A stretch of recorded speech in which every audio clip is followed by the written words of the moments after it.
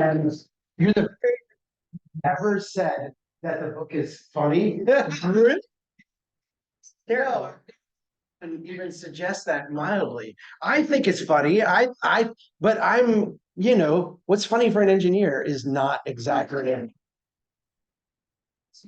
I mean, what I thought was funny, it's like dry British comedy. Like it's centered around trauma, and you laugh about. And It is slightly gallows humor, slightly dad joke, and slightly like British drug humor. yeah, Right? I'll accept that. Yeah. it's humorous. When I was in engineering school, you might not know this. In engineering school, you make jokes about planners, and they're hilarious. They really are funny. And then in planning school, we make jokes about engineers, and they're also equally hilarious. So that's kind of you get both sides, right? Yeah. Architects make fun of landscape architects for the range of green pens they have. So every profession has its own whipping boy. Yeah. Okay, you're good to go. Yeah, but you got to put I'll do it. Oh, and I'm gonna do screen.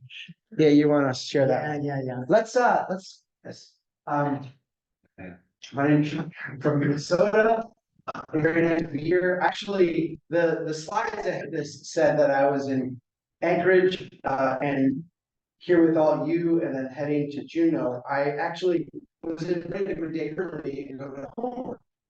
And so I've been in class since Monday. Tomorrow I do go to Juneau, and then on Saturday I actually go to San Antonio, Texas for 4 days for participating in a conference there. So this is the halfway point of a long extended trip. I have to say, Minnesotans pride themselves on being very nice people. There's we call ourselves Minnesota, and we take a little bit of pride just be friendly. I've heard the other side of it, which is Minnesotans are very nice to you. They want to invite you to their home. That would be true, but we're very friendly. I have to say, people treated me with such kindness and generosity. And my trip here last November, and now this follow up this week. People have been very, very kind, very generous with their time, very generous with inviting me not only into their homes, but just to their lives. So thank you for that. Thank you for being here. Thank you for showing up tonight. I want to start this conversation, and I realize I'm someone who likes to roam and talk. I realize that with this room, I might just be walking. Let me see if I can make this work. You all give me the back smile, right? Subjects. Cool. I don't have a radio, but I've done this enough before I learned it.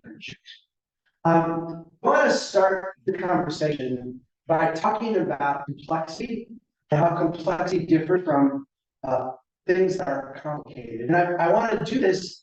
It's a little bit theoretical. It's a little bit kind of disconnected. But I want to do this because as we go through, you're going to see these ideas come over and over and over again. And I want to reinforce it. I want you to actually think about this idea tomorrow and next day and next week. So, rainforests are complex and devastating. When we look at a rainforest, we can recognize and understand that a rainforest has many different plants and animals, many different flora and fauna. They all act independently of each other, so they're all independent actors in the system. They work sometimes competitively, sometimes cooperatively to respond to stresses and opportunities in the environment. When we look at a rainforest, we see that a rainforest has an order to it, right? It seems ordered, but that order is not something that's imposed. It's something that emerges from all these complex interactions. That is the essence of a complex system. Many individuals working together, cooperatively, competitively, a form emerges out of all that complexity. We see this in a rainforest, and it's easy for us to get our minds wrapped around. But sometimes we can step back and look, we can recognize the same kind of thing in human habitat. When we look at cities of the past, what we see are many different individuals kind of acting in their own interest, coming together with other people, being sometimes competitive, sometimes cooperative, and creating a pattern emerges of all of those interactions. There's an order here. The order is not imposed. The order emerges from the complex. Complex systems are different from systems that are merely complicated. A Rube Goldberg machine is very complicated, right? There's all kinds of things going on. The novelty of a Rube Goldberg machine is all this complex, this complicated different things. But we all understand that if you cut one of these strings or you move one of these blocks, the Rube Goldberg machine doesn't adapt and change. It just breaks. It just stops working, right? This is one of the fundamental differences between systems that are complex and systems that are complicated. If you look at your automobile engine, your automobile engine was designed by brilliant people. It's very, very complicated. There's all kinds of things going on in there. But if you stress an automobile engine beyond its kind of functional capacity, you're fine, I'm not going to go with it.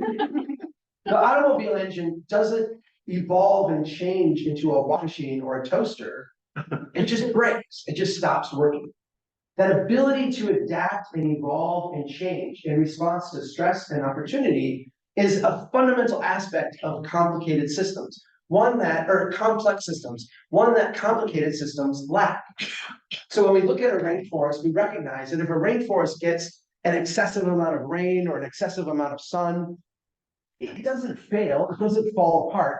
It will adapt and evolve. You'll get different flora and fauna that will become predominant. Things will just change and morph. But if we take cornfield and we give cornfield too much rain or too much sun, it doesn't evolve and become soybeans or potatoes. It just becomes bad corn, right? It just fails at corn. We see the same thing with human habit.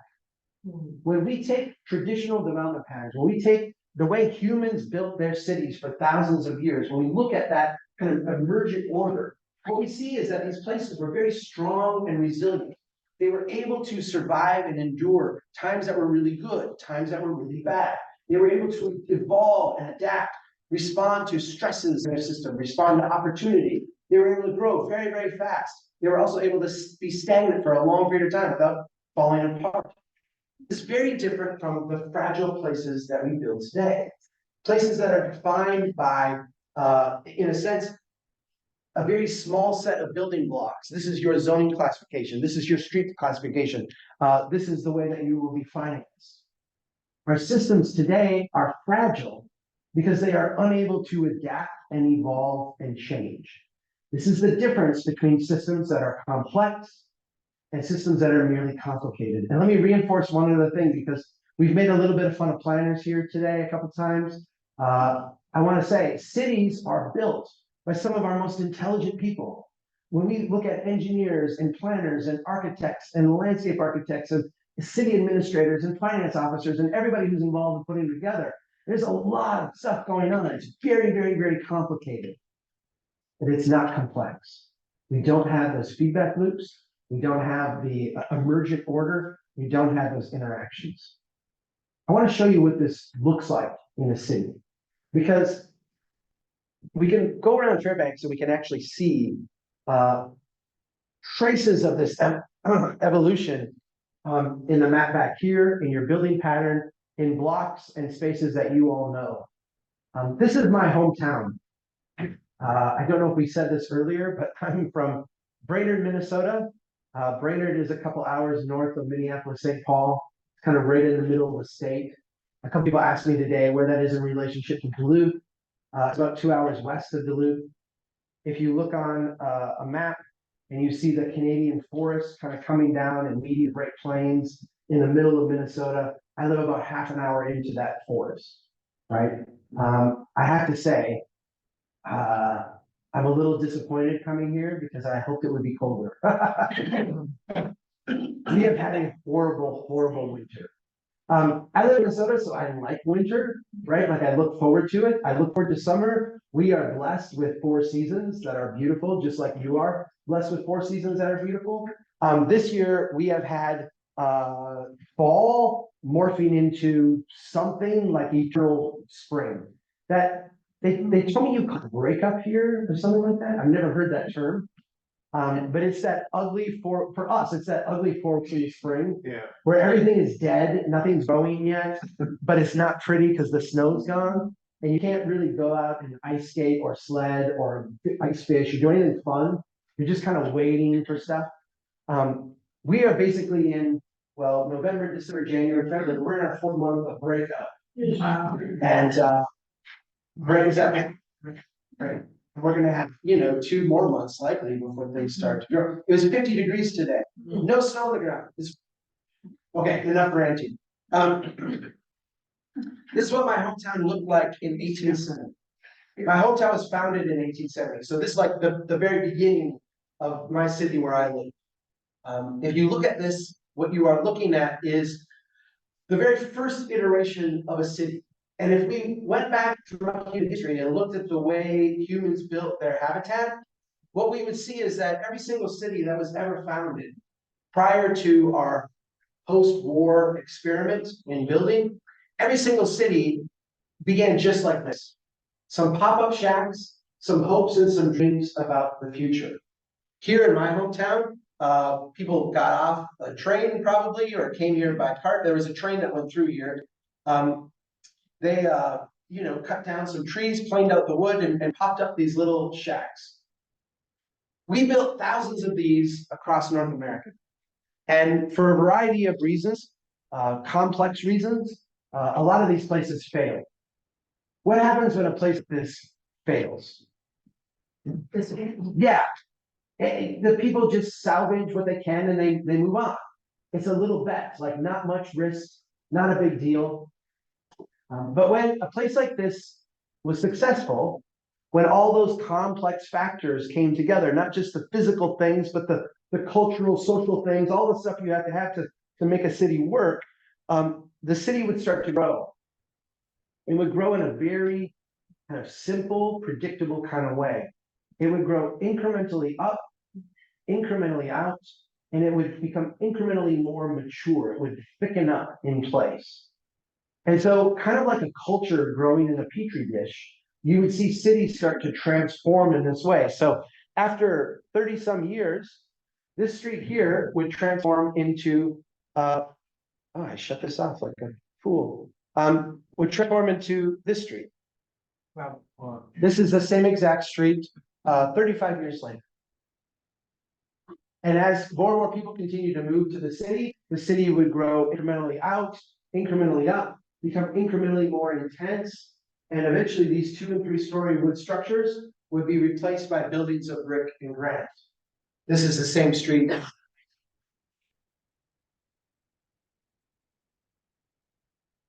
This is the way that humans have built their habitat for thousands and thousands of years. We can go back and study ancient civilizations around the world, on this continent, on other continents, and we see the same kind of pattern emerge. I sometimes get pushback at the end of my talks, like, okay, Chuck, this is really cute, but if you do this, you're not going to build anything substantial, anything that really matters, using this kind of incremental approach. And so I throw this in just to expand our minds a little bit. Here is another city. This is a little part of a city in 1878. I'm going to show you how it changes over time. This is the same spot in 1898. Now we're in 1911. You may recognize it. It's this place here. Oh. And so recognize that whether it's Manhattan in New York City, is London or Paris or Cairo, or name Shanghai, Sydney, whatever major city, they all started as a very, very small place and incrementally built up to something else, right? That culture growing in the petri dish. We're going to talk about city finances tonight. Promise that won't be boring, okay? But I want to point out one of the financial mechanisms at play here, because we are almost 80 years now separated from the knowledge and wisdom that built in this way.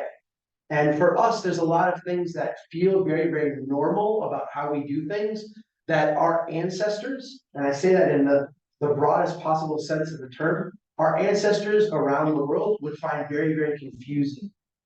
One is the fact that nothing we do redevelops naturally.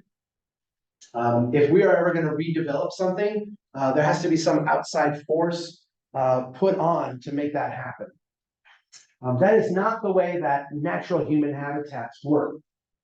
In fact, if you think about this place here, I want you to, in your mind, ask the question, how much would the land in this city be worth? The original plat here was done by the railroad. The railroad would come in and they would plat up the lots and they would sell them to, in a sense, speculators that would come in and build this kind of first iteration of the city. They were hoping that more and more people would move there and it would do that thickening up, right? So the people you see here are basically like land speculators. They're the first version of developers. You can think of them as, you know, the kind of cutting edge investors of their day, right? How much did they pay for that land? Not very much. Not very much. It wasn't worth much at all. How much did they pay for the buildings on the land? Again, not very much. Most of that was sweat equity, right? You had to pay stuff to get the windows shipped in and the iron shipped in and stuff you needed. But most of it was trees they cut down and they would rough lumber, plane them out and put them up. This was labor, right? Okay. If we go forward in time and you imagine more and more people moving to the community, more and more people moving there, what happens to the value of the land as more and more people come to this place? It starts to go up. And even if it's only a small amount, the direction is positive, right? It's going up. There's more demand to be in this place, the land value goes up. What happens to the integrity of these buildings while that land is going up? Going down. Yeah, these are just temporary little things. These are not meant to last a long time, right? They just put up some pop-up shacks. These things start to fall apart. So at the same time you have land value going up, the structures are falling apart. In the business, that's called a great redevelopment opportunity. I can buy a declining building in land that's going up in value, and I can build something more substantial. And that's what we see here. Natural redevelopment. There didn't have to be a tax subsidy. It didn't have to be a redevelopment district, a government program. This system renews itself in that complex way as more and more people move there. Now, if we look at this city here, what was the development style a block or two away from here? What would have been the intensity of development a couple blocks off the street? It would have been like this, right? This is what the edge of the town looked like when we got to this phase, right? So new people moving to town who didn't have much money and we're going to start kind of small would be on the edge. And they would get started real cheap with stuff they put up themselves, stuff that wasn't going to last very long, stuff that, let's be honest, today our building codes would say, no. Yeah. But they got. Are you with me? Tell them about the So as more and more people move to the city, and as the city continued to grow outward, these buildings too would start to get older. They would start to decline.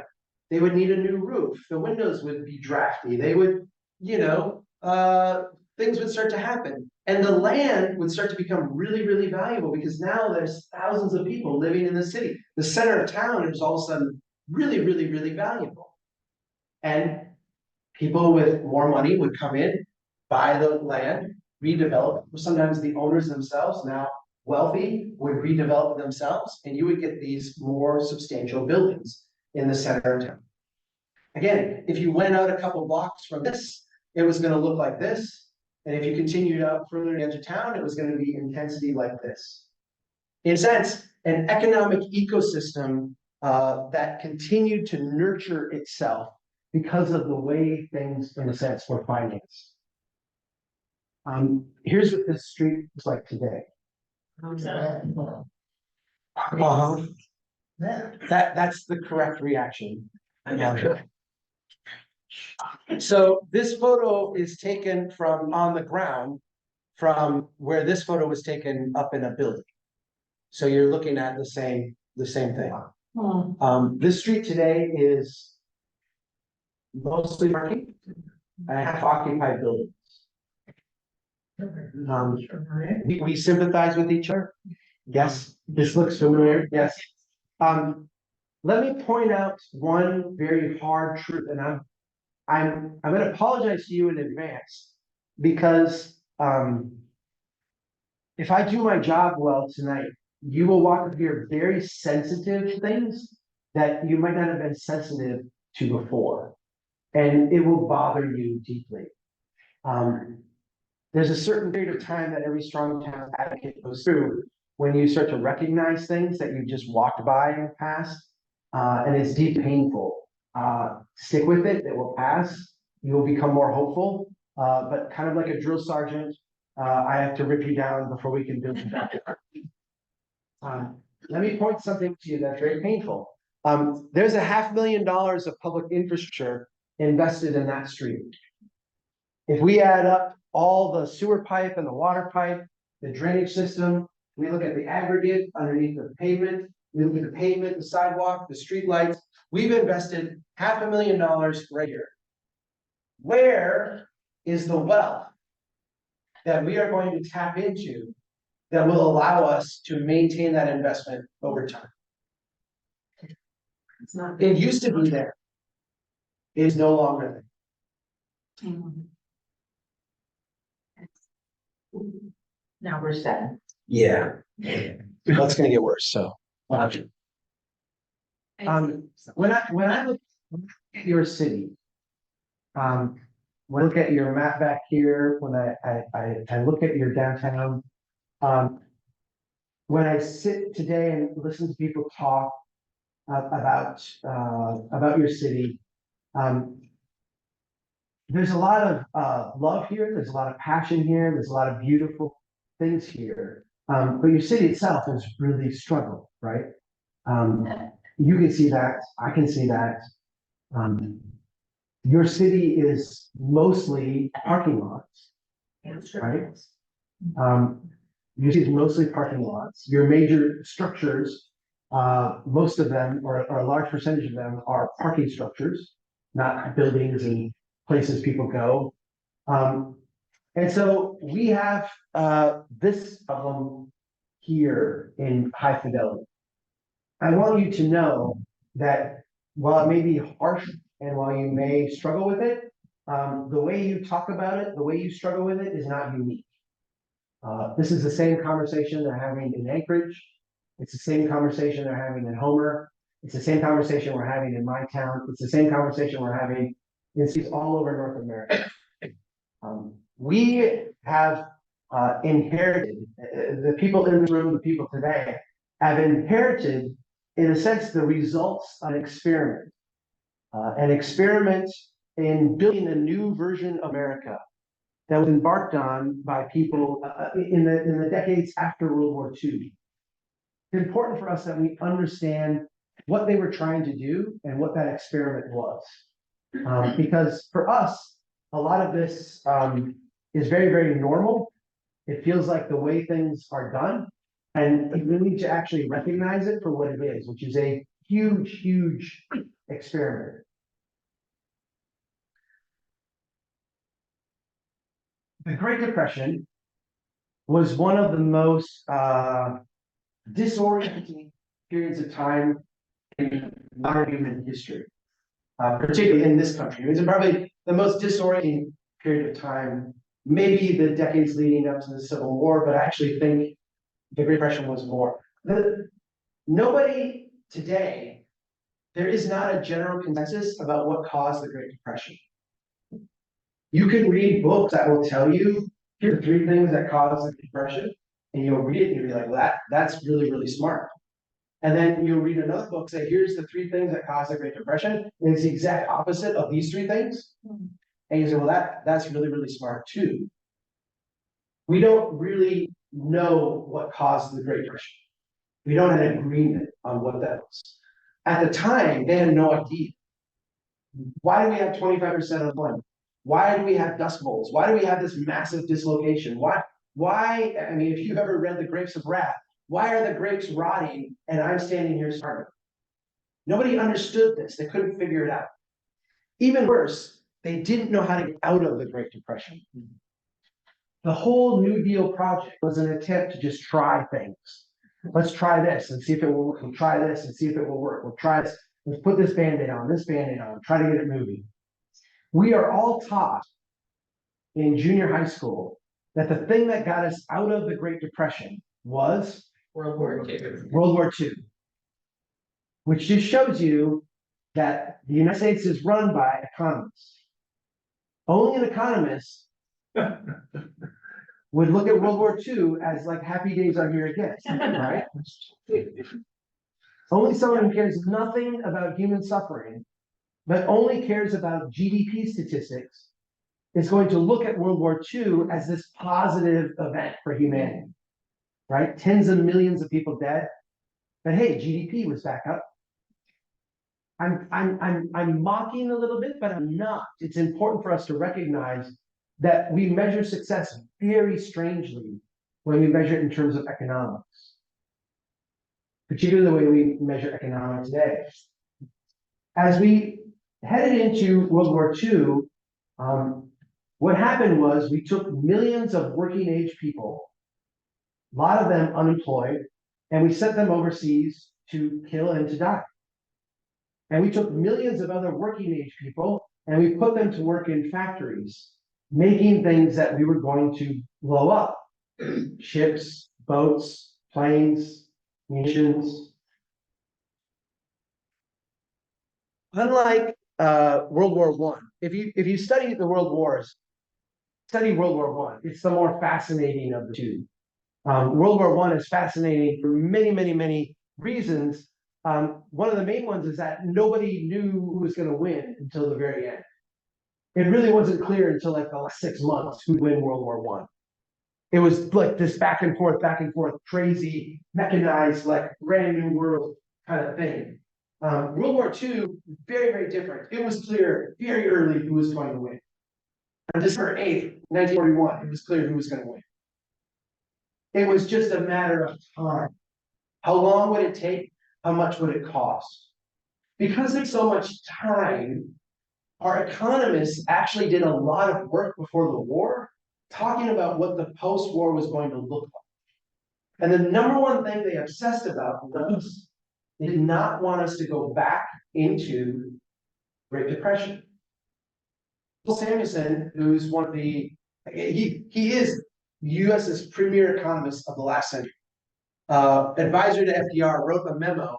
In the memo, he said, were the war to end suddenly, there'd be ushered in the greatest period of unemployment and industrial dislocation which any economy has ever faced. Very dramatic memos they wrote back then. The idea was, if we bring home all these troops, we shut down all these industries, there's nothing different about our economy than there was 10 years ago. And we're just going to go back into the Great Depression. Is that what happened? No. What did we do? We did this. We did this. We built a new version of America. Understand who we were at the end of World War II. We were the only major industrial power not decimated by war. We had all the world's gold. We had the world's reserve currency, which we backed with the world's gold. The world gave us their gold, so we would give them stuff to fight a war. We quite literally had it. We had more oil coming in the ground than the Middle East. We had lots and lots of land.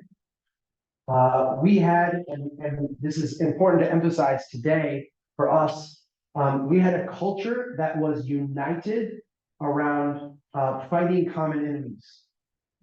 So we, in a sense, had a consensus. We could look at the person next to us and recognize that we had been through something together. And that brings people, that allows us to work together in ways that, we struggle to today. And what happened is that we took all of this energy, all of this consensus, all of this capacity that we had, and we put it into building a new version of America. We turned our cities into machines of growth. Complicated machines of growth, but machines nonetheless. If we could put money into infrastructure, put money into roads, put money into building housing, have a GI Bill, have a secondary market, have federal home loan programs, have all this stuff, we could go out and we could create a new version of America that would create a huge middle class, broad prosperity, and we would be the shining city on the hill. And guess what? It kind of worked. Now, I'm not going to suggest it worked for everybody, but I think if we are generous to people of the past, their hope was that this would be, we would live a quality of life here in the United States unrivaled in all of human history. And if you measure it by that, it absolutely worked. I'm going to say something right now that if you know in your heart you're a very partisan person, I want you to try to dial it back just for a minute.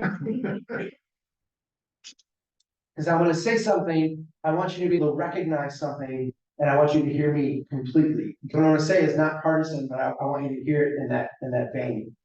If I go back to the 2016 election, and a little bit in 2020, and perhaps a little bit this year, but really that 2016 election is where it hit me hard.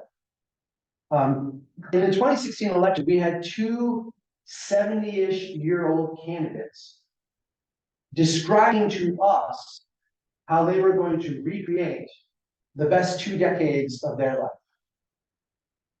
which was the immediate 2 decades after World War II. They both candidates in that election for president lived through that period of time, experienced that euphoria of we are in a great country doing great things. And whether that was a vision of Ozzie and Harriet families and blue-collar jobs, or whether that was a vision of an expansive federal government that could do things like expand Medicare and Medicaid and Social Security, do big programs to drive growth and drive local investment. Whatever the vision was, they were talking about the same 2 decades right after World War II. The kind of pinnacle of what they looked at as the great America. I want to show you what this looks like on a map because obviously I don't think this worked. I think it worked for a period of time, and I think we have been living with the consequences of this huge experiment ever since. I'm going to show you now a map of Fresno, California. I'm going to show you this map, not because I think you are Fresno, but because I have a really good map of Fresno. And I think you will see it rhymes a little bit with the experience that you've had. So this little yellow box right here is the city limits of Fresno in 1897. And I want to show you how that changes over time. So in 1897, Fresno was growing incrementally, that traditional kind of historic human habitat type development pattern, the culture in the petri dish. So here we go, 1909, 1922, here's the middle of the Great Depression, here's the end of World War II. You'll notice that even during the Great Depression, Fresno continued to grow, right? I talked about complex systems being resilient, being adaptable. During difficult times, these systems continue to adapt and evolve and change and grow. And so this is the boundaries of Fresno as we kick off that huge experiment. Now we go 1958, 1970, 83, 95, and the last one I've got is 2010. My city, Brainerd, Minnesota, at the end of World War II was 14,000 people. Today, my city is 14,000 people, but it's 10 times the area.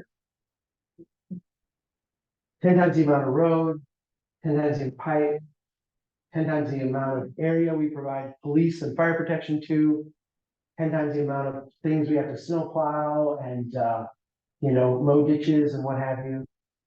10 times the amount of area.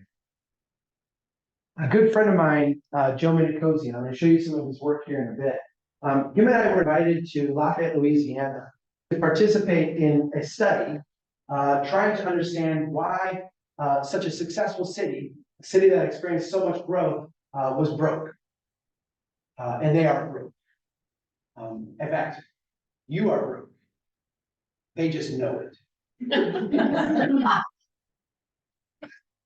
That's the Lafayette, Louisiana is leading the country in understanding that they're broke. Most of us are not there yet, right? But we're all kind of in the same place.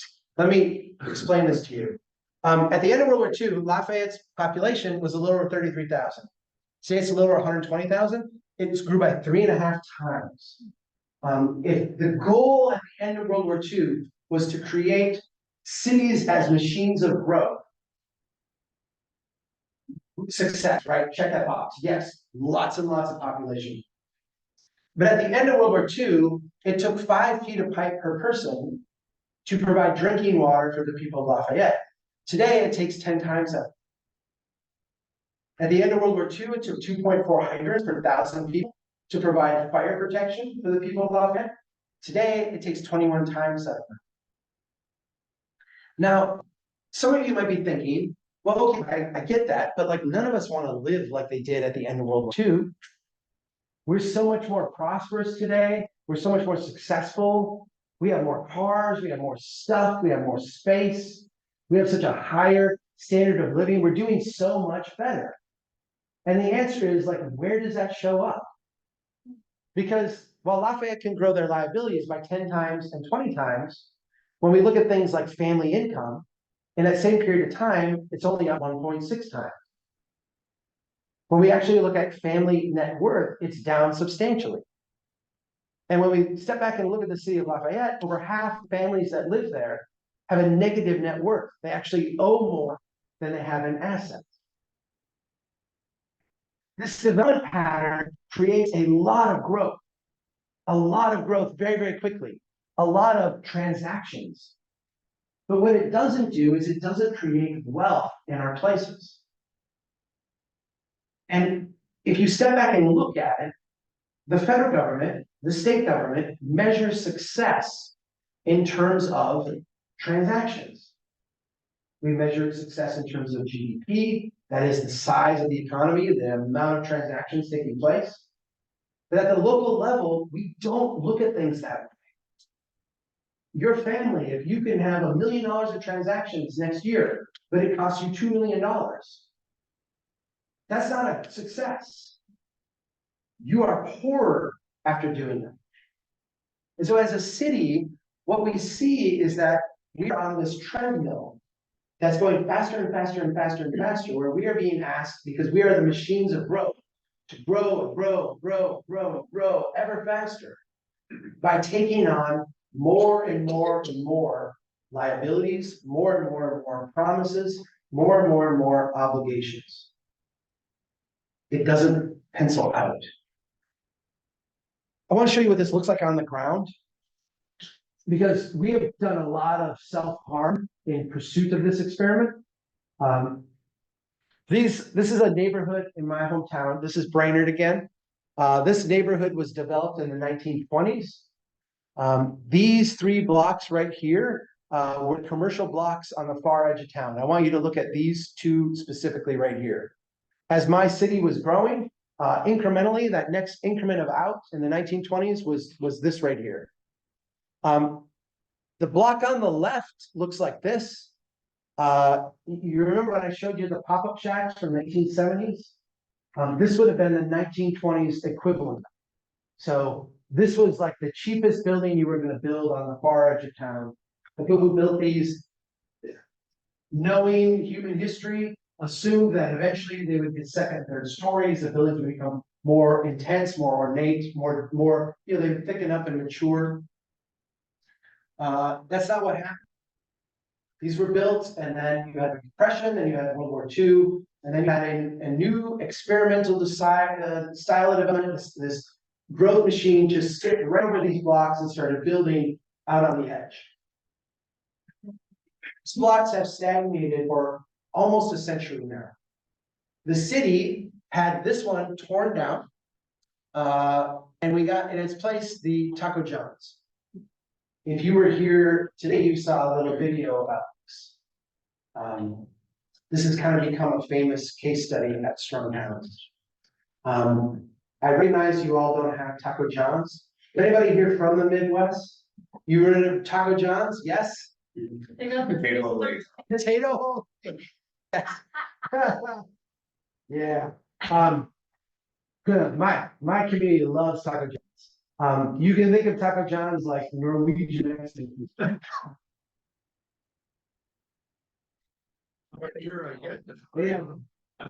Yeah. So like mild cheddar cheeses, potatoes. Yeah, we think it's fantastic. You bet. So when we built this, everybody was really excited, right? We got rid of a block of blight. This block used to look like that. We got rid of it. We got something now that has plenty of parking, right? It meets the sign ordinance. It meets the building. The environmental people showed up and wanted them to put some natural area in. So back here in the ditch, they planted some native plants, right? The bike walk people showed up and they wanted pedestrian infrastructure, so they built that sidewalk. The sidewalk ends right there, but they built that. It's interesting because the numbers that came today in that video were updated from where it was originally. And I'm going to give you the original numbers here because they're slightly more dramatic. The old and blighted block has a total value of $1.1 million.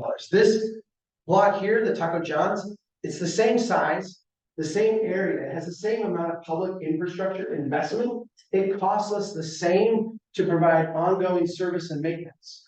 But this block is only worth $700,000.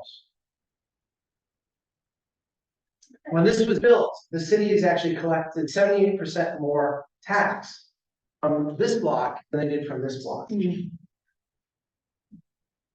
Not only that, this block has more local business owners than this block. This block has more employees net than this block. When we went and interviewed the people who own these businesses and asked them, where do you bank? Where do you buy your insurance? Who's your attorney? Who's your accountant? What you see is that they're all tied into a local ecosystem of people that, in a sense, supporting the community. None of that over here.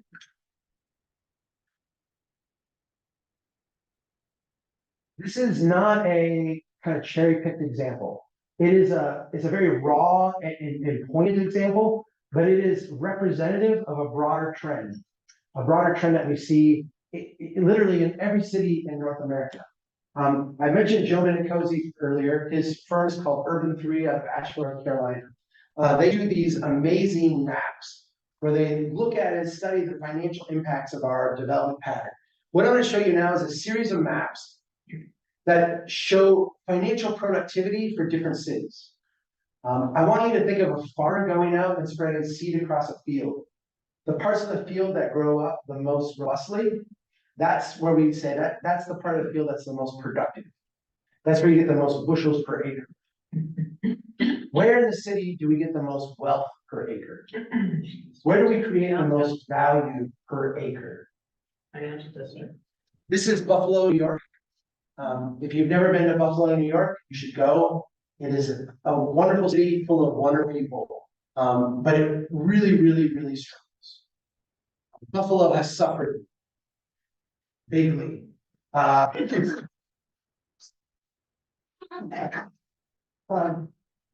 have really suffered since the end of World War II.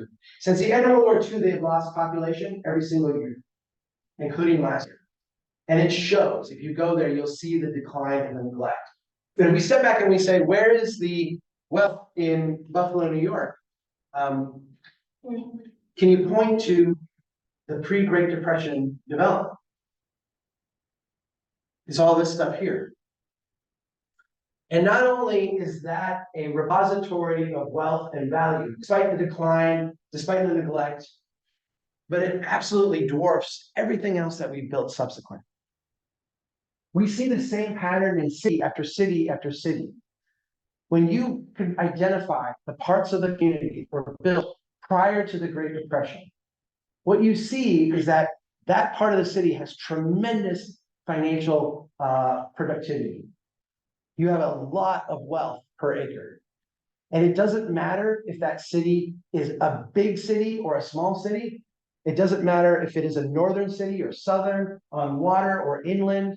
It doesn't matter. It doesn't even matter if the neighborhoods before the Great Depression are occupied by the poorest people or the richest people in that community. It is the same thing. They have tremendous financial productivity. And what we see is as we go further out into time, the neighborhoods that are built in the 50s are worse than the ones in the 40s. The ones in the 60s are worse than the ones in the 50s. And on and on and on. The financial productivity just drops the further we go out in time. This is a universal thing that we see in city after city after city. And Joe's group has modeled thousands of cities. This is a map of Lafayette, Louisiana. And I brought them up earlier. I said we were part of a big study there. These maps that I've shown you are productivity maps. This shows where the wealth is. This map is way more sophisticated.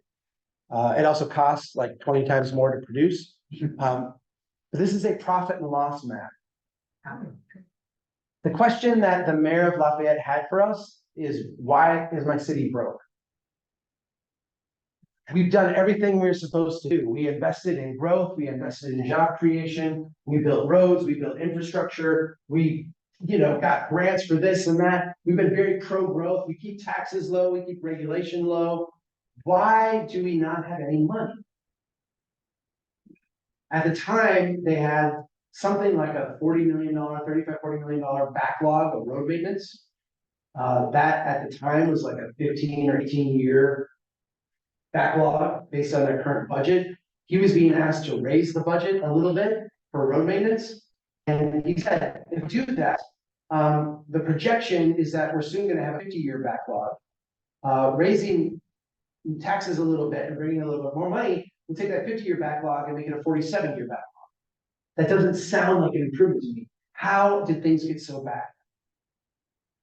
What we did is we went out, we looked at every expense that the city had that was an ongoing expense. So where are all your roads? We mapped it all up and the cost to maintain them. Where's all your sidewalks? Where's all your electric system? Where is your water and your sewer and your drainage and your parks and your public buildings and all that? We mapped them all up and we showed them where all of their expenses were. And then we looked at all their sources of income. Where are you collecting property tax? Where are you collecting sales tax? Where are you collecting ongoing revenue for utility fees and that type of thing? And we mapped all those up too. And at the end, we had like 3 dozen maps and we matched them all together. We put together this profit and loss map. Every place you see a blue parcel is a parcel that is paying more in taxes and fees annually than they require annually in ongoing service and maintenance. Every place where you see red is the exact opposite. These places cost more over time to service and maintain than they are paying annually in taxes. The higher the line goes, the more that disparity is. Okay, this map looks exactly like the other maps. Here you have the core downtown of Lafayette, Louisiana. Here you have the pre-Great Depression neighborhoods in Lafayette. I want to show you what these look like.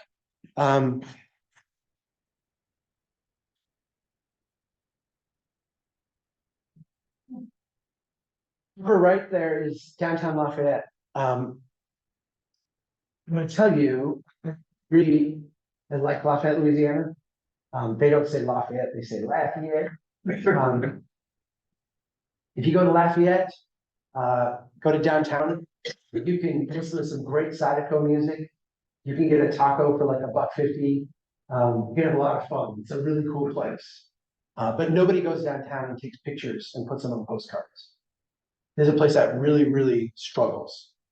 It needs a lot of love, a lot of TLC. That's probably the best part of it right there. That bottom picture, that is one of the part of the blue there, one of the original developments. Those are shotgun shacks. If you look at those, that does not look very prosperous. It is not. The people there are very poor. They struggle deeply. Just so we are clear about what I'm talking about, when I say that that neighborhood is profitable, it is profitable if the city were out maintaining things as they have promised to do. If the city was out cleaning out the ditches, paving the road, maintaining stuff. The fact that they are not, and they are clearly not, only makes the blue line higher than what we're showing. Okay? These neighborhoods here are, in a sense, subsidizing the stuff in red. That stuff is the mall, the big box stores, the strip malls, the drive-through franchise restaurants, the gas stations, the windy cul-de-sac subdivisions, this stuff. There's two subsidies going on here, and we see these subsidies repeated in every city in North America, except for those that have seen kind of extreme gentrification. And even there, it's a little weird, but there's two subsidies going on in this map. Subsidy number one is these neighborhoods are subsidizing these neighborhoods. Yeah. This is happening in your city, it's happening in my city. This is a kind of a universal experience that we see in a nearly universal experience. The second subsidy, and probably the most profound subsidy, is that future generations are subsidizing today's generation. I said Lafayette, Louisiana had a $35 million backlog roughly of road maintenance in 2015 when we did this study. Last I heard, it was like a year ago, that road maintenance backlog is like 140 million. Yeah. When we did this study, the median family in Lafayette, Louisiana, paid $1,500 a year in taxes to the city. They pay other taxes, school district, parish, what have you, but $1,500 a year went to the city in order for them to maintain everything that they built, take care of all the roads, all the sidewalks, all the pipes, all the treatment facilities, everything that they built. In order for that to happen, the median family's taxes would need to go from $1,500 a year to $9,200. Oh, goodness. One out of every $5 that a family makes needs to get back to the city just to take care of what they've already promised, what they've already built. That's not going to happen. That will never, ever, ever happen. And so what we see in Lafayette, Louisiana is what we see in cities all over North America. Every year at bid time, they make a decision. This road will maintain, this road will let fall apart. This pipe we will repair, this pipe we will pray that it does break. This neighborhood will prioritize, these neighborhoods we will walk away from. I wrote in my first book about Detroit because as I had these conversations with people, Detroit often comes up because of its decline and because of it's just like obvious neglect. And it's interesting because as I've traveled around North America and I've talked to people in different places, I found that most everybody has an opinion on Detroit. Most everybody has a very strong opinion, a very strong explanation of what has happened to Detroit. Sometimes that opinion is a very left of center political opinion, and sometimes that opinion is a very right of center political opinion. Those two have very little in common except one point. And it's a universal thing I hear from people. And the point is this: whatever happened in Detroit, we are not Detroit. My impression is the exact opposite. My impression is that we are all Detroit. That Detroit is not some collection of weird people who are different than us. Detroit is a collection of very human people who did very human things. In the early 1900s, Detroit was one of the richest countries in the world. If you go to Detroit today, you can go to a place, the Detroit Opera House, and you will see something with 5 stories of seating, massive chandeliers, ornamentation that would blow your mind. This thing could be picked up and dropped into the middle of Milan, and it would be totally in place. This was a super rich city.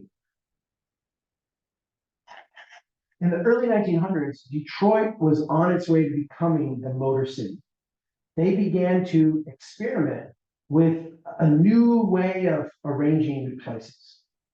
Detroit was the first city to build suburbs, auto commuter suburbs, where people would live outside the city and then drive in during the day, and then drive back at the end of the day. They were the first city to build highways through the middle of the city to make that happen. They were the first city at scale to go out and tear down buildings to create parking lots to facilitate that style of development. And as we reached the Great Depression and cities all over the US started to fail, like literally go into bankruptcy, started to struggle, we lost all kinds of jobs. There was one city that comparatively did very well, that being Detroit, and a handful of cities kind of its orbit. So by the time we got to the end of World War II, and we were ready to turn cities into machines of growth, the blueprint for how to do it was very, very clear to everyone. Every mayor, every city council member, every Rotarian, every bank president knew that what they needed to do to be successful was to copy the development pattern pioneered by our richest city, that being Detroit. And that's what we did. We all copied Detroit. I look at Detroit and I don't see people who did dumb things or people who did, people who, whatever your narrative or thing about Detroit, what I see are very human things that we have all copied. Detroit is just like 20 or 30 years ahead of everybody else.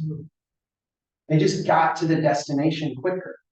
When you take a really wealthy city, you denude the tax base and spread it out over a huge area, driving up your costs, you get the bankruptcy of Detroit.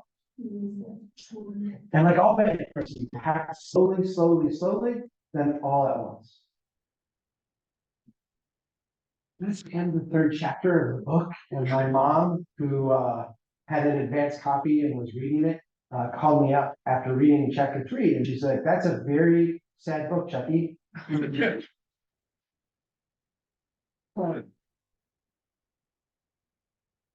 I said, "Mom, keep reading, it gets better." What I want to spend the last moments that we have here is talking about what we can do differently. Please.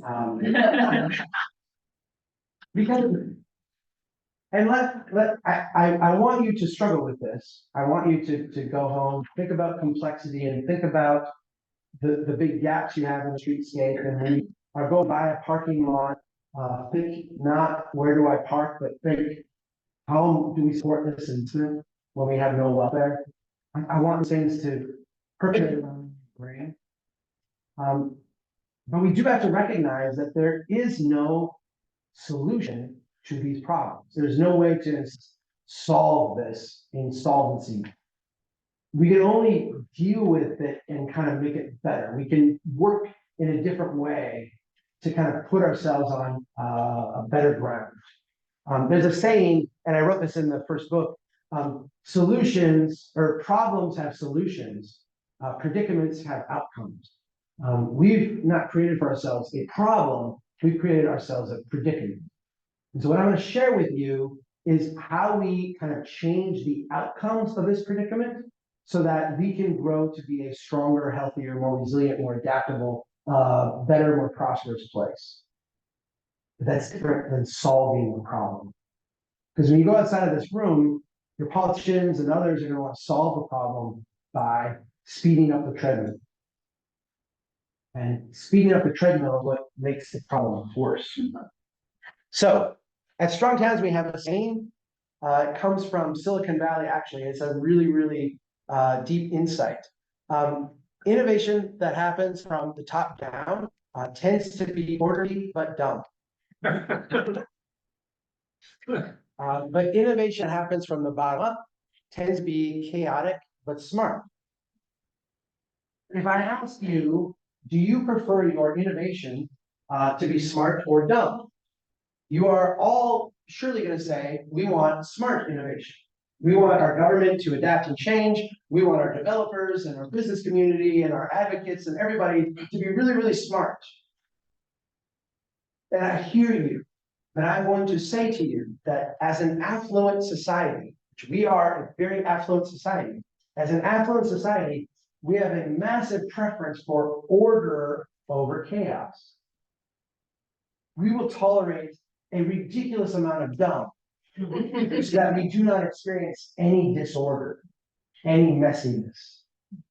And if you doubt me, think of the last time you sat at a traffic signal at right? I'm sitting there at the red light. I hope you are. I'm sitting at the red light. I have ceded my agency, my ability to think and reason, because I value order. Because we as a culture value order. I preface this with this.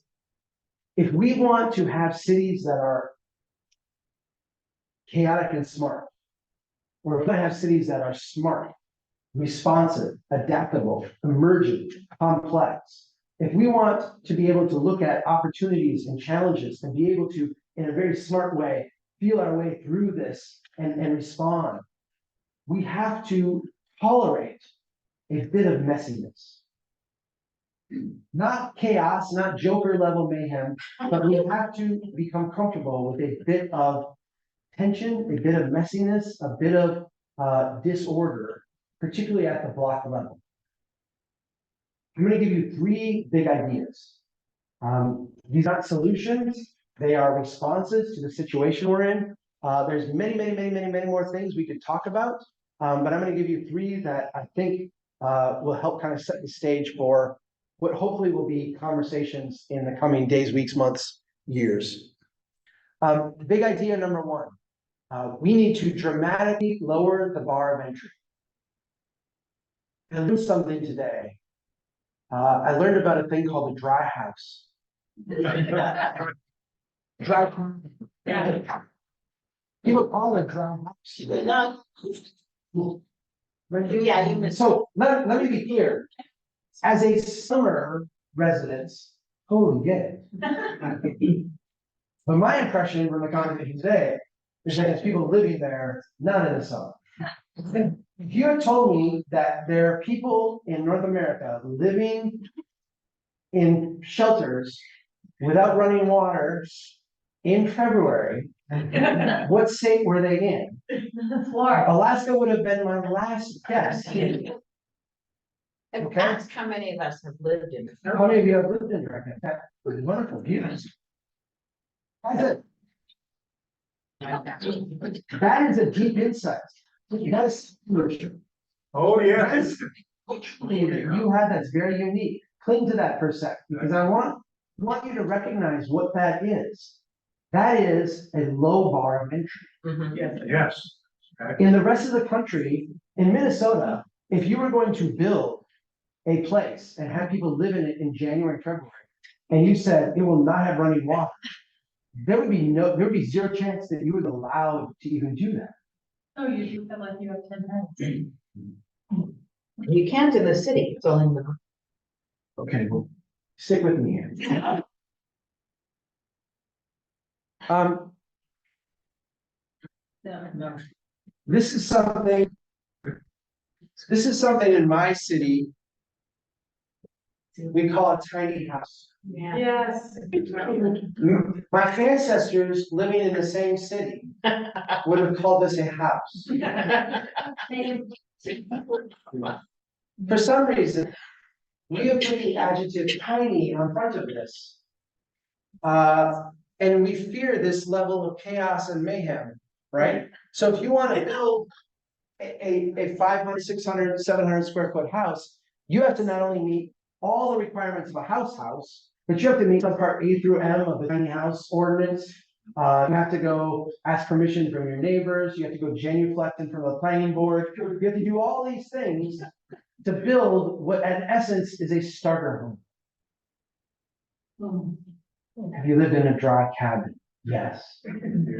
Have you lived in a starter home? Yes, yes. Today, we struggle to build what is essentially the base building block of every city that's ever been built. We struggle to permit them, we struggle to finance them, we struggle to accept them into our neighborhoods. You have a bizarre amount of underutilized space. You have a huge problem with people getting into housing at affordable prices.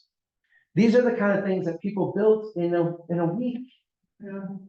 Small, modest, and guess what? They didn't stay this way. We saw today an example in the presentation of houses that were added on to. You had a name for it, I never. Moron, yeah. And I'm like, Moron house. that's not what we call, that's not what moron means in Minnesota,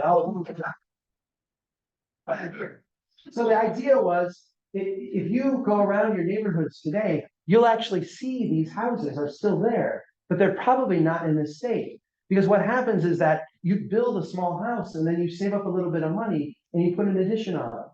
And then you have a couple kids and you put a second story on, and your neighbor comes over and helps, and you go over and help your neighbor. Pretty soon you're building a community, starting out very, very small.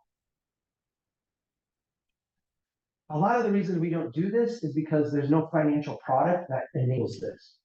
That doesn't mean it's not possible, and it doesn't mean that community that wanted to see these couldn't build them very rapidly at mass at scale. When we lower the bar of entry, we invite a whole bunch of people who are now sidelined to participate in building the community. Here's the commercial version of this. This is from Muskegon, Michigan.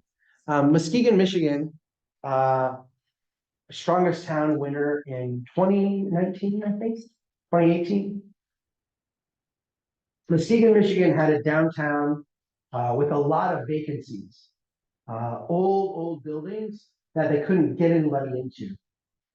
They had tried all the subsidies, so we'll pay you to move in and start a business, and they realized like really quickly that they were going to lose money on all that. The problem that they had with these old buildings needed a lot of love, and so if you were going to move in and occupy that building, before you moved in, you had to put in a commercial sprinkler system, you had to put in like extra, you had to do ADA compliant bathrooms and put in extra doors, and you had to do hundreds of thousands of dollars of renovations before you even opened up. What they realized is that they in their city had tons of entrepreneurs, but the entrepreneurs had no place to get started. Let's be clear. An entrepreneur is different than an investor. An investor is someone who has money, has capital, that wants to put it to work somewhere to earn a return. We need investors. There's nothing wrong with investors, but an investor is different than an entrepreneur. An entrepreneur is a crazy person, an idea who doesn't understand that they can fail, right? And what we need to create is space for entrepreneurs to grow, to try things, and to fail. And so what Muskegon did is they went and bought a bunch of storage sheds. They painted them up funky colors. They took an empty parking lot that they had where there was kind of some stuff going on, but it needed more energy. And they rent these out to people, startup entrepreneurs, really cheaply. $70 a month. Oh, I was wondering. Yep. And is there a central restroom? There's restrooms back behind here, porta potties, doing things on the cheap, right? And they're heated. These are heated in Muskegon because it gets cold in Michigan. So First of this is the last. right. Yeah. So you go out here and there's a ton of energy in these places. A lot of people. I've been out here. It's just fantastic. They're working together. They're selling their stuff. They're doing things. You can't walk down here without people coming and talking to you. And there's a lot of energy going on here. But guess where else there's a lot of energy? In Muskegon. in the downtown. There's not an empty storefront in the downtown. And a lot of the stores are now occupied by people who got their start right here. They moved into this place, they tried a business, they failed, they tried, they failed, they tried, they failed, and the stakes were low so they can keep trying. And eventually they figured it out and were able to graduate, in a sense, to the core downtown. When we lower the bar of entry and invite more people in, what we find is that our cities are full of entrepreneurs, full of people with ideas, and we just got to give them a space. And when we do, they will uplift us. They will create amazing, amazing things. Here's the second big idea then. If we want complexity, if we want neighborhoods that are able to respond to opportunity and to stress, we have to, in a sense, take our boot off the neck of these neighborhoods. We have to allow them to mature, allow them to grow, allow them to change. And so from a regulatory environment, we have to allow the next increment of intensity and this increment of maturity everywhere. And we need to do it by right. By right means no complex regulatory hurdles, nothing that's going to stop us and slow us down. We have to allow neighborhoods to evolve. And let me be very blunt about what I mean. If you have a neighborhood of single-family homes, there should be zero regulatory friction for someone to add a backyard cottage, convert one of their extra bedrooms into an efficiency apartment, or even to convert the house into a duplex. Zero regulatory friction. Someone should be able to show up at City Hall at 9 a.m. with a completed building permit and walk up by noon with a permit and at 1 o'clock start building. That's what I mean by zero regulatory friction. We need every neighborhood to be able to adapt, evolve, and change. And I think the way to think about this, in fact, let me give you the next slide, and then I'm gonna give this analogy. At Strong Towns, we have a saying that no neighborhood should experience radical change, but no neighborhood should be exempt from change. It is very reasonable to say, my neighborhood has character, and I don't want that character destroyed. I don't want something coming into my neighborhood that's going to completely change who we are and what we're about. I respect that. I respect that reaction. I respect that point of view. But we can't do that by locking our neighborhoods under glass. We can't do that by freezing them in place. I want you to think of a neighborhood the way you would think of a child. When an infant is born, we look at infants and we say, how beautiful, how wonderful. Don't ever change, just stay the same, you're so perfect. But of course, it would be sad if that baby did not grow into a toddler, right? Become more mature. And when we have a toddler, they're just precious, they're just wonderful. But if the toddler grows into a 5-year-old and starts kindergarten, we don't lament that. We don't like, we wanted you to stay like that. We look and say, I still recognize you. You're still the same person. Like I still see all the things that I loved about you, but now you're a more mature version of yourself. We should be able to have someone who lives in a neighborhood go away for 10 years, come back after a decade, move back to the same neighborhood and recognize that neighborhood. But they should recognize it as a more mature version of what was there before. When we don't allow that to happen, what we do is we freeze our neighborhoods and we condemn them to a long, slow decline. And we condemn our community to that same decline as a result. We have to allow our neighborhoods to evolve. Final big idea. I hope that one of the takeaways you have here tonight is that in this big experiment where we are on this treadmill, we have been induced to build more roads, to build more pipe, to build more stuff than we actually have the tax base and the wealth to sustain.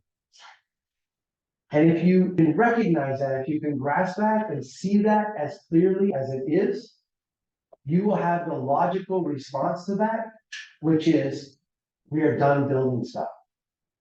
We should never build another foot of road. We should never build another foot of pipe. We should never build another foot of anything. until we actually can make better use of what we have. Because you no good to go way out to the edge of town and build another. You clap for me, sweetheart. That was so nice. It wasn't for me, it was the idea. It does us no good to go out and build a half mile more of road and pipe on the edge of town when we can't maintain this stuff in our core neighborhoods. Yeah. We have to figure out how to make better use of what we have already built. That is a different public investment strategy. If we go to City Hall today and we say, what are we going to invest our infrastructure dollars in over the next 5 years, 10 years, 20 years? They have planned for all of it. We're going to build this extension over here. We're going to build this extension over here. We've got this capital improvements plan. We're going to apply for this grant and this federal subsidy and that state subsidy. Here's what we're going to do. And it's all about like keeping that treadmill moving faster. That machine needs to go away. Those people don't need to go away. We need those people. In fact, our local governments need to be a lot bigger. We need probably more people because we have more work to do at the block level. But the emphasis needs to shift from what is the next big project, what is the next big investment, what is the next catalytic thing we can do that will trickle down and make everything work, to how do we go and just make things work better. We have to have an investment approach that responds to how people actually use the city. At Strong Towns, we have created a 4-step process for making the lowest risk, highest returning public investments that we can make. I'm going to walk you through this process. It is actually very, very simple. Step number 1, go out and humbly observe where people in the community struggle. Where do people have a hard time using the city as it has been built? This is not, if we're going to do this, we have to do it with true humility. That means we can't have in our minds, here's the big project that I want to do. Here's what I think I'm going to find. Here's what you should be doing. We have to go out with lots of humility and observe where are people having a difficult time living in the city the way we have built it. The word observe here is very important. A lot of times as planners, we like to ask people, what should city do now? What should our investment be? What is your priority? And somehow like that gives us good answers. People don't know what they want. People actually have no idea. There's a great insight that Steve Jobs had when he was alive. They asked him about building the iPod. And they said, how did you figure this out? And he said, did you talk to people? Did you ask people? Did you do focus groups? And he goes, no, that's like the dumbest thing you could do. If I would have asked people what they wanted, they would have said, I want a better Walkman. What I did is I observed how people struggled to use their Walkman. And then I tried to answer those struggles with something new. So I run out of battery, so we got to get a better battery. Well, I have to rewind my tape, my cassette tape. Well, let's create something with 2,000 songs, and you can just move it with your hand. I got to carry multiple cassettes with me. Well, now you don't anymore. That's too big to fit in my, thing when I go for a job. Well, let's make it this big. When we ask people what they want, they actually tell us nonsense. When we go out and observe where people struggle, we get massive, massive insight. So number 2 then, ask yourself the question, what is the next smallest thing we can do right now to address that struggle? What is the next smallest thing we can do to address that struggle? Notice I didn't say solve the problem, because we're not trying to solve problems. We do not have problems that are solvable. We have predicaments that have outcomes. How do we make that outcome a little less bad? And not how do we make it a little less bad forever? How do we just do something now?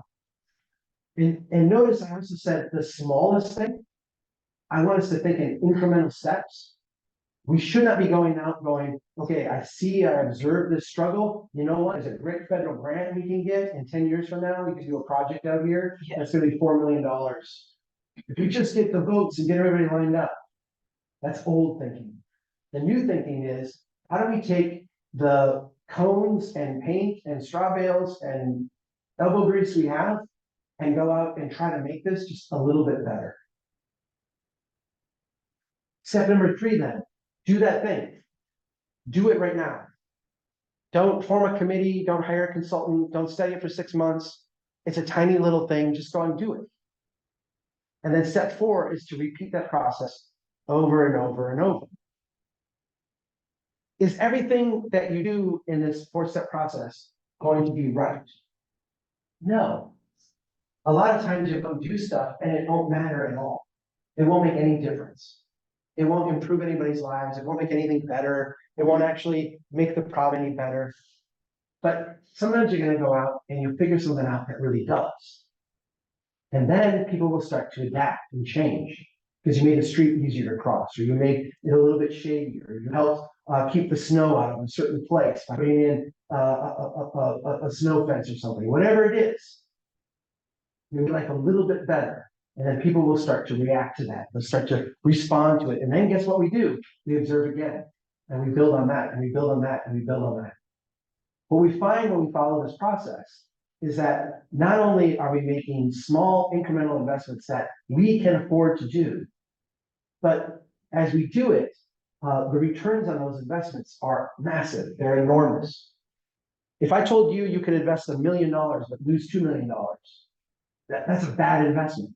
But if I told you you could invest $100 and make back 110, we do that over and over and over again all day.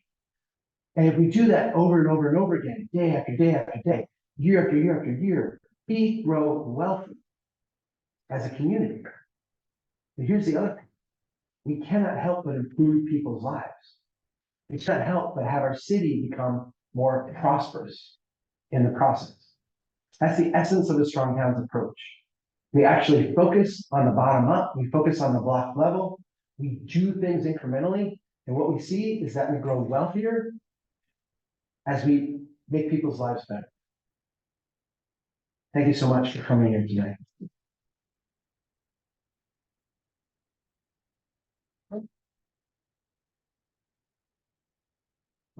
The 2 books were mentioned already. I'll just let you know, they're at any bookstore that you want to go to. You can get either of these books. Wiley is our publisher. We went with them because they have like international distribution.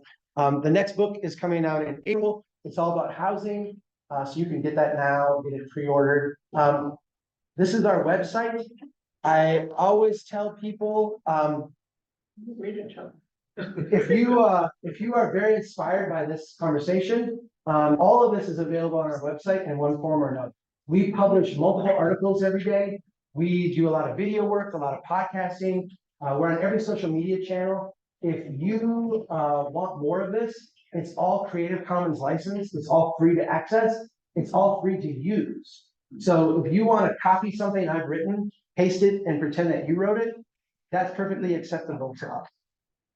I always ask people if they're very inspired by this conversation. The one thing that we ask is that you go tell someone about it. Go share these ideas with someone else. Share them in your voice, in your way. Tell someone else about it. And if you're very, very inspired by this, Strong Towns is a movement, an international movement to make cities stronger. You can come and become a member of Strong Towns. We're a 501c3. You can join a local conversation or start one and bring these ideas to your place. So thank you. I'm happy to. Yeah, can we take some questions? Please. Generally, at the end, we'll do some questions from the audience, and maybe to get things started, if I can ask a question. Yeah. So what examples have you seen for communities that start to mend the Taco John's example? Like I brought this up earlier today, we have not only the Taco John Panda Express, but we have the Coffee Hut, which is an even more intense version of the Taco Sit dry, Kevin. So how communities? Well, let me respond to that, and also at the same time to the conversation this afternoon. Everybody's heart this afternoon was in a good place. I realize that there are a lot of things that frustrate us. You said coffee, what is it called? Coffee Hut. I don't know this place, but I'm assuming it's Oh, no, it's a style, Oh, Okay, it's a Muskegon shed with coffee in the middle of the park. all right. And it's like, I might like one. I might like. So. Here's what I would challenge you to do. I think that what we have to do is we have to not only think incrementally, but we have to actually celebrate like incremental success. I don't know what coffee hut is. It's a shed in the middle of a thing where cars line up. yeah. Okay, that might not be like the best thing there, but it's something there. It's better than it. It's better than an empty parking lot. So the question that I have is, can we get Donut Hut next to Coffee Hut and maybe have two things? And then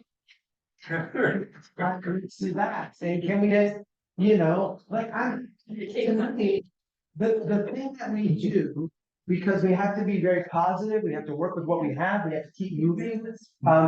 Is we don't lament the fact that Taco John's is there, because we really can't do anything about it now but fret. The thing we can do is we can go to that old and blighted block and say, what can be done here so that this is not blighted anymore? So that we make this incrementally better. How do we take this $1.1 million block and in 2 years have it be worth 1.2 million? Or 1.25 million?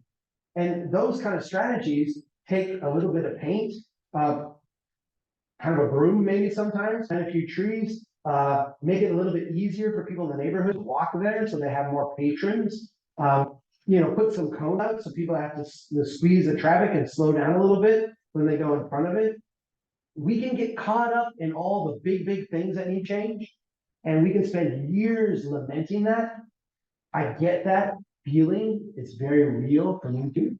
But the way you fix those big things is to create lots of momentum for positive change.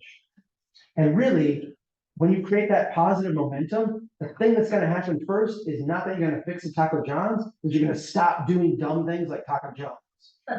Because that's really the urgent thing, is stop making this problem worse. And you won't make the problem worse by convincing people to stop. You'll make them stop by giving them an alternative vision that is even better. Is that fair? Okay, please. So I think we all have a tendency to despair, to look at all the big box stores that weren't there when many of us first got to town, but something that, and then we don't always notice the great things. But I think about College Road. If you start at the university and go all the way down to Illinois, it is all local businesses. Yeah. And that gives me such joy. Yeah. And a furniture store moved out, and then somebody else who's expanding moved into that, or the vet moved into that. And then that empty building, this other incredible entrepreneur that went from a bus to a store, to an expanded store, to now an even more expanded store, all on, College Road. And it's like, I just love when I notice that. That's all I'm saying. Perfect. Yeah. And build off that. Build off those successes. Yeah. And it's all local. Yeah. It's all local. And today, this afternoon, there was a lot of lamenting how much people drive here. I'm gonna tell you, if you make wild success of utilization of your empty parking lots in your downtown, if you're really successful with the Muskegon strategy and putting in these small things, building them up, filling some of those things with starter houses, surrounding it, creating an ecosystem, you do it over the next decade or two and you're wildly successful, you build hundreds of housing units, maybe thousands of housing units, you build it up, your downtown is still going to be half the parking lots you have are still going to be here. Ooh. And people are still going to drive. And you know what? We shouldn't beat ourselves up over that. We shouldn't look at that as like a failure. We should actually lean into it, because what you're stuck at today is, it feels like to me you're stuck at these, like, we have to have massive amounts of parking everywhere because everybody drives, and so we can't give an ounce of parking. And this conversation over here is, all this parking is horrible, it needs to go away, there's all these terrible things with it. And the gulf between those two is too big. And this one here has 90% of the population, because 90% of maybe 98% of the population, because they're all driving. We need to be here in this conversation. We're not trying to get rid of every parking lot. we just got a corner here that we can make better use of, and it's gonna cost us 4 stalls, but look what we get out of it. We can take streets and make it a 2-way street. We're gonna lose a few parking spots, but it's gonna make it's gonna make the block a lot better, a lot more walkable. Let's do that. I think that the strategy has to be to pick away at the parking, not talk about it in terms of like the apocalyptic transformation. Because success for you looks like a place growing up, where more and more people are walking, and you maybe have 10% or 15%, 20% of people who are now not driving everywhere, but it will never be 90%. Not in a horrible. So don't make the position over here, make it over here. And you will get momentum and success, and it will build on itself. It will become self-fulfilling. Once people see that you can make good use of this space, the clamor for making better use of it will outweigh the clamor to, build more plan. Please. I looked at the public investment process for the town, Yeah, and I gave us a grade of 4 out of 10. And a couple of them I didn't really score, so maybe it's like we got half of them, sure. or something. So, on that basis, if your preeminent politician is his favorite president is Calvin Coolidge, Yeah, try on you. yeah. Do you have any advice for like what kind of logic would appeal to Calvin Coolidge about how to improve your community? It's a really good question. It's a fair question. I'm going to answer it in a way that will probably be very dissatisfying to you. I feel like it's maybe the wrong place to start. We have a saying internally that we use all the time, and I've started to share it with people because it helps us focus, and I found that it resonates with people outside of our teams. I always remind our staff, we're not trying to get the person who drives the Hummer to bike to work. We're trying to make it so the person who wants to bike to work but can't today can. Yeah. And the thing is if we do that, which is a much lower bar of entry, if we do that, what happens is that there's people adjacent to that person who discover that they would also like to bike to work. And now we try to make it so that they can bike to work.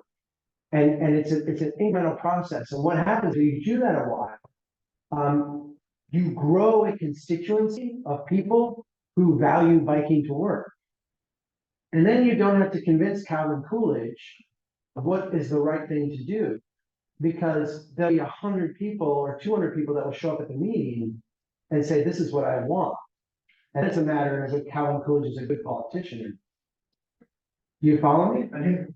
So I think we overestimate. I get asked a lot, and you didn't ask me this, but I get asked a lot. Would you come to our city and convince our council not to be so dumb? And my answer is there's no magical incantation that I possess or anybody possesses that will convince the guy in the Hummer that he wants to bike to work. There just isn't. And so the only thing that will move things is that we start experiencing success that we can point to. If you want more biking and walking, you actually have to build a culture that values biking and walking. And today you have a subculture that would like to bike and walk, but you do not have a culture of biking and walking. You need to create it, even if it's small. And once it's small, it builds out incrementally. Is that, to me, that's an optimistic, hopeful thing. The idea that we would convince Calvin Coolidge to do something, to me, is just like banging your head against the wall over and over. And I gotta, I want to get beyond that strategy. So to me, I'm trying to give you hope that there's lots of things you can do. But one of the things on the menu of things you do it's not on the menu of things you can do to convince people to do things that don't want. Not today. Does that make sense as a strategy? Okay. Please, anybody else? Everybody tired? I'm starting to adjust to your time. It is 11:30, my body's time. But I'm starting to adjust. You had something back here, please? What's your take on roundabouts? And the idiots that will never learn how to use them. Well, it's a very good question. Let me say two things. First of all, traffic lights, and I have a chapter in my book about traffic lights. Traffic signals are the stupidest invention known to man. I cannot identify a single place where there's a traffic signal where I think it is a good thing to have. We would be better off if we removed every traffic signal in every city. What we put in its place, I think, is an open conversation. Roundabouts is one option. I think that in most cases, it's a better option than a traffic signal. I get frustrated with the way DOTs particularly, but often like city planning offices or transportation offices, build them. They build them so that they can attain fast speeds through. And so they'll create really broad curves to them, lots of like a wide entry to them. And what happens is they wind up taking a lot of property around it. And so it becomes a transportation piece, not a kind of neighborhood building piece. The best roundabouts are going to have very slow traffic moving into them, very modest deflection within them, just enough to slow you down a little bit more and make you visually look at the people around you. And then bring you up to something that, again, be slow until you reach a bigger speed up point. So it would not require a lot of land. It would not require a lot. It would really fit into a neighborhood. Anyone who wants to sit at a traffic signal and go 0 miles an hour when they could be going 15 miles an hour is an idiot. And I will say that, so you don't have to say it. If you go to a city and you monitor, when you take a trip in your car, do you measure the success of that trip in terms of the speed you were able to obtain? Or do you measure it in terms of how long it took you to get to your destination? Most of us would say, I would measure it success in time. But the reality is as drivers, we are willing to often sacrifice travel time in order to obtain temporarily higher speeds. We are willing to sit at a traffic signal for 60 seconds, 90 seconds going 0, so that when we get a green light, we can go 45. If you map out the average speed of people in a city driving, so I'm not talking about the stroads out on the edge of town, I'm talking about in the urban area. What you see is that it tends to be somewhere between 9 and 11 miles. We design our streets for 40, 45, 50 mile an hour travel. We often put speed limits of 30, 35 miles an hour on them. And so what that means is that people go 0 miles an hour for extended periods of time so that they can drive 40 miles an hour when they get the green light. If we just had everybody drive 15, we just designed our streets for 15 miles an hour, narrow lanes, open intersections, small deflection roundabouts, like a post in the middle of the street that you went around, like things that were very simple, very cheap, very easy. We could cut our construction costs of roads by 30%, 40% of city streets, I mean, by that much. And everybody would get to where they're going quicker. You have these bizarre one-way streets. Yes. You know why you have bizarre one-way streets? Because Calvin Coolidge, yeah, that's right. Calvin Coolidge. you came of age at the time when that was like the new wave planning way to build downtowns. We wanted to be able to get traffic through quickly, so we wanted to mimic the volume of a highway. And the only way you mimic the volume of a highway is to get rid of two-way traffic and make it one-way. Because when you're going one way, you don't have to worry about converging cars and people turning them. Complexity, you simplify it down, and you make it so you go one way.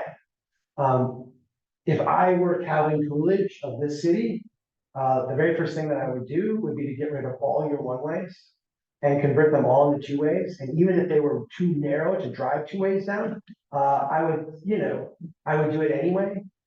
Have a yield street, which is very, very common out east, where the street is too narrow for people to go by fast, and so you've got to slow down and maybe pull over and let people by. Humans don't crash into each other, they tend to do that okay. But roundabouts, traffic circles, beautiful, build them, rip out all your signals, put in traffic circles, and you will save tons of money and you'll get to where you're going faster. Or you can just sit there. Go to zero. And celebrate your opportunity to drive at, very lethal speeds. Did you have something or otherwise back? Go ahead. Go ahead. Do you prefer are you suggesting traffic circles are better than stop signs? Yeah, I mean, for the most part. Do you want to have your mind blown? Let's go. Do you have something to write down with? Or do you put in phone? Go to YouTube. There's a video called Poynton Regenerated, Poynton, Poynton Regenerated. It This is is a a, little town that took out all the. oh, yeah, it's the coolest thing. Yeah, it is. It will blow you, it will radicalize you, to quote Tucker Carlson. That was very unflattering. But as a pedestrian, Yes. I mean, the traffic circles are great for cars, but not for pedestrians. Oh, they're great for pedestrians if you build them correctly. You are thinking of traffic circles. I am talking about traffic circles. Okay. So, look at that video. So here's what happened in England. This is in England, so it's not the US, so it doesn't count. I'll tell you that this is gonna sound crazy. Humans live in England.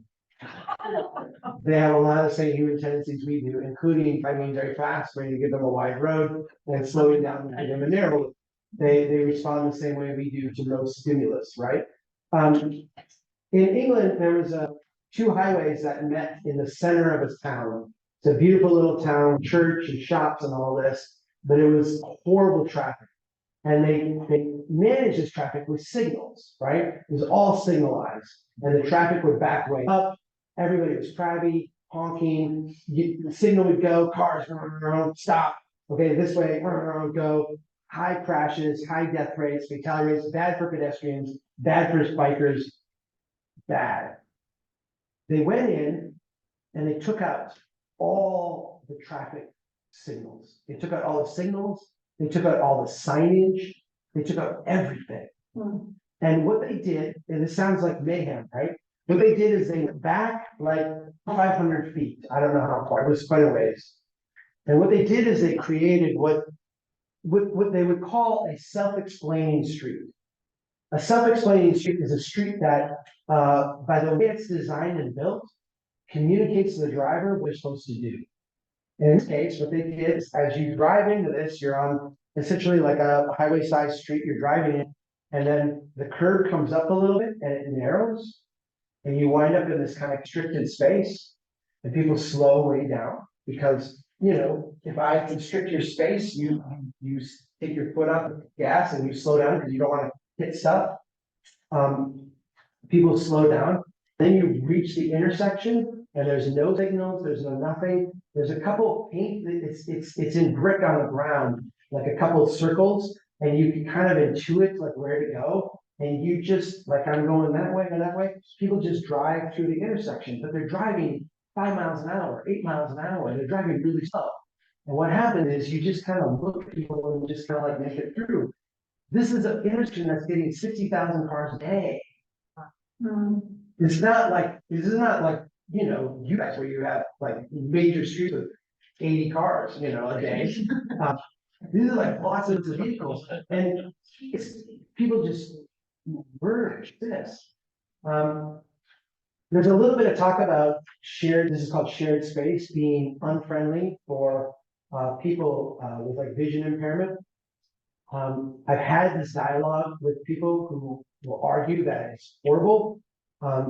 I am not convinced. I also am not vision impaired, so I still try to be respectful of what they will say. One of the things about it is that in normal, in space that we build here, there's usually a clear delineation between the edges and the street. So if you're gonna step off the curb, you can feel that, you know it's there. That's car space, and then this is human space. In shared space, it's much more open, so you just kind of, the cars can go wherever, the humans can go wherever. And here's what I've witnessed. I witnessed this in person, and you'll see this in the pointing video. The person who designed this said, here's how safe it is. Put a blindfold on, and then walk backwards through the intersection. And you know what happened? Cars kind of went, people on bikes just kind of went, people walking just kind of went. It's a very like civilized space. So if we could get rid of signals, I would do it tomorrow. And I would replace most of those intersections with good shared space design. Probably couldn't do that tomorrow. So I would go out with a bunch of planters and put them in the middle and just like have some cones and tighten up the lanes and have people drive slower through there. Sounds like mayhem, doesn't it? The guy in the Humvee. Yeah. He's the perfect problem. Yeah, but you know, here's the thing about the guy with the Humvee. He's gonna be mad. But you know, in Poynton, they do this with ballers. So you can drive your Humvee through there, but if you're gonna drive at 30 miles an hour, you're gonna take your car. And people who drive Humvees don't like to death. Because they don't take them off road and do stuff like that. They're just driving a Humvee around town. So watch that video and then recognize that we are not there yet culturally, but that is an outside aspiration. Yeah, get rid of your stop signs, but you also still have 40-mile-an-hour traffic. You've got to have traffic that at a top speed is going 15. It's going between 10 and 15 miles an hour. And I'm telling you, if our streets were designed for 10 to 15 mile an hour traffic, again, 30 to 40% less cost, and you would get to your destination quicker. If I told you that I could get you to where you were going quicker at 30, 40% less cost, and eliminate traffic, really, or get very close to eliminating traffic deaths. Will you take that? Yes. Okay, let's do it. Yeah, before. Can we do one more? One more, David, otherwise, we're good, go ahead, one more. What's UBC?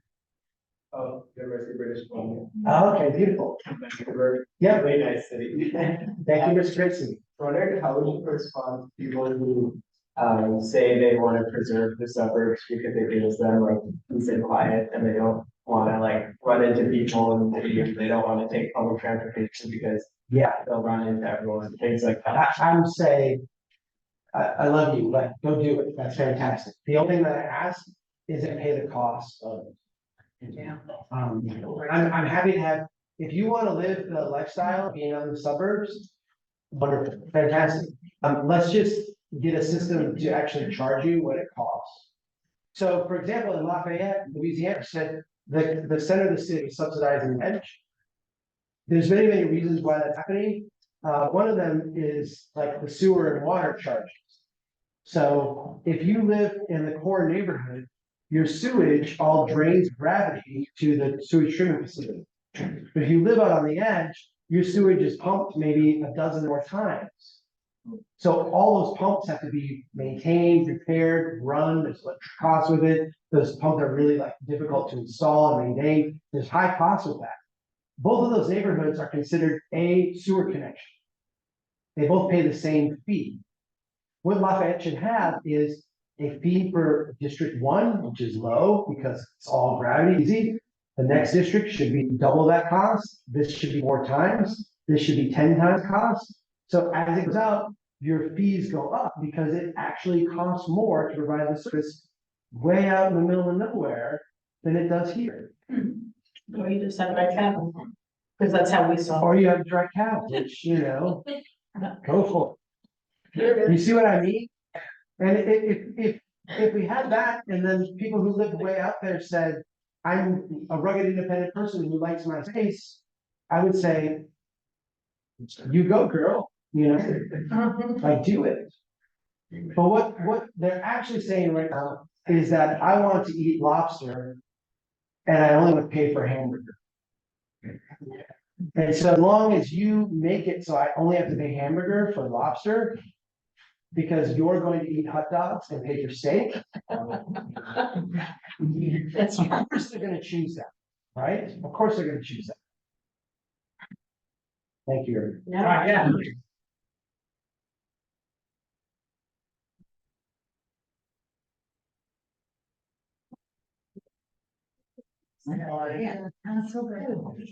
Very, you sound like leadership. Yeah, shut this down. Yeah, it's safe.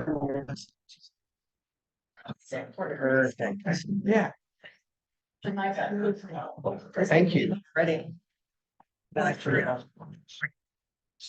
Yeah, sorry, I'm inclined to just hang out all night and I'm like, who's got bedtime? What is bedtime? People started to go and I'm like, okay, we're getting a little late, but it's good.